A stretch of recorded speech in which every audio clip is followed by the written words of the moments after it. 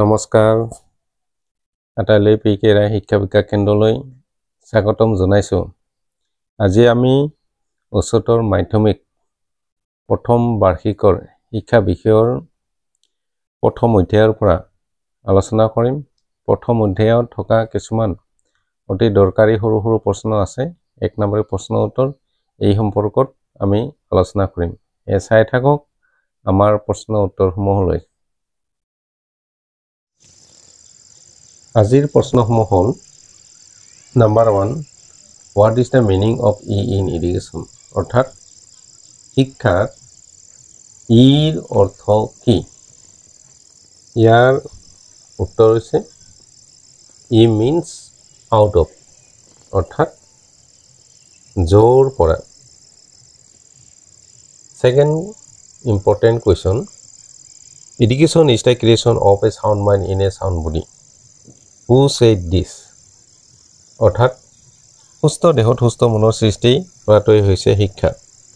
এই কথাষাৰ কোনে কৈছিল? ইয়াৰ এনসাৰ হৈছে এৰিষ্টটলে কৈছিল যে শিক্ষাই সুস্থ দেহত সুস্থ মনৰ সৃষ্টি কৰে। Third number question, who advocate the social aim of education? অৰ্থাৎ শিক্ষাৰ সমাজকেন্দ্ৰিক লক্ষ্যৰ প্ৰবক্তা কোন আছিল? It is a very important question. Answer is John Dewey. ইয়াৰ উত্তৰ হৈছে জন ডিউৱে। ইয়াৰ পিছৰ প্ৰশ্ন, education is a bipolar process. Who said this? শিক্ষা হৈছে দ্বিকেন্দ্ৰিক প্ৰক্ৰিয়া বা দ্বিপাক্ষিক প্ৰক্ৰিয়া। কথাষাৰ কোনে কৈছিল?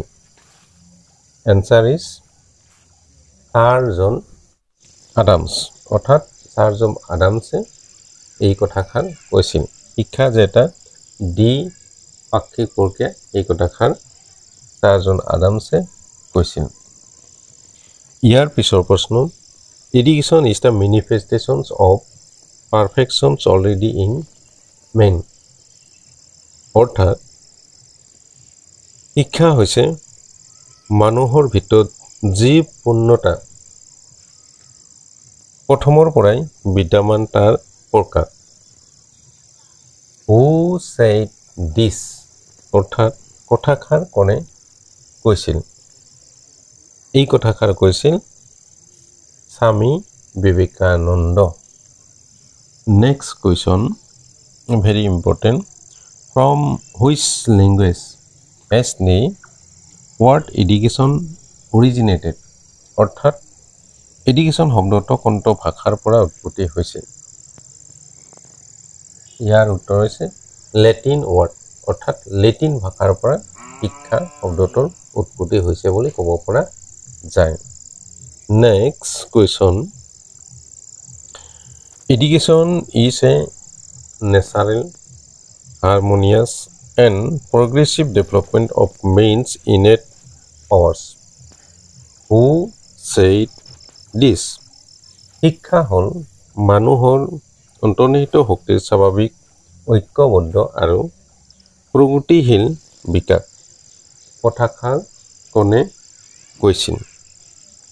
এই কথাষাৰ কৈছিল পেষ্টালজি। অৰ্থাৎ according to Pestalozzi, education is a natural, harmonious and progressive development of man's innate powers. Next question, who was the supporter of individual aim of education? অৰ্থাৎ ব্যক্তি কেন্দ্ৰিক শিক্ষাৰ প্ৰধান সমৰ্থক কোন আছিল? Answer is Sir Percy Nunn. Sir Percy Nunn আছিল ব্যক্তিকেন্দ্ৰিক লক্ষ্যৰ প্ৰধান সমৰ্থক। Next question, according to a Latin derivation, what does the word duco mean in education? এটা লেটিন শব্দৰ উৎপত্তিৰ মতে ইংৰাজীৰ এডুকেশ্যন শব্দটো এডুকেশ্যন শব্দত দুকো শব্দৰ অৰ্থ কি? ইয়াৰ উত্তৰ হৈছে আই লিড অৰ্থাৎ মই আগবাঢ়ো। ইয়াৰ পিছৰ দৰকাৰী প্ৰশ্ন who describe education as a tripolar process. এইটো খুব দৰকাৰী হয়। অৰ্থাৎ শিক্ষাক কোনে ত্ৰিপাক্ষিক প্ৰক্ৰিয়া স্বৰূপে অভিহিত কৰিছিল। এনচাৰ জন ডে। জন ডে শিক্ষাক ত্ৰিপাক্ষিক প্ৰক্ৰিয়া বুলি অভিহিত কৰিছিল। Next question who is the writer of the book democracy and education. অৰ্থাৎ ডেম'ক্ৰেচি আৰু এডুকেশ্যন নামৰ গ্ৰন্থখনৰ ৰচক কোন। এনচাৰ জন ডে। অৰ্থাৎ জন ডে আছিল এডুকেশ্যন এণ্ড ডেম'ক্ৰেচি এই কিতাপখনৰ ৰচক। শেষৰ প্ৰশ্ন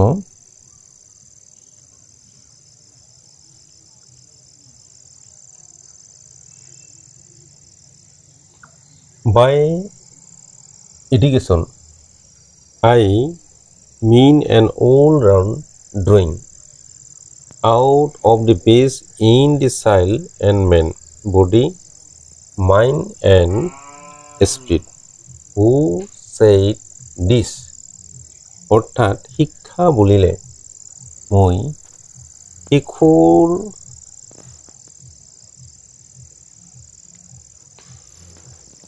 দৈহিক মানসিক আধ্যাত্মিক সকলো প্ৰকাৰ বিকাশৰ কথা বুজো।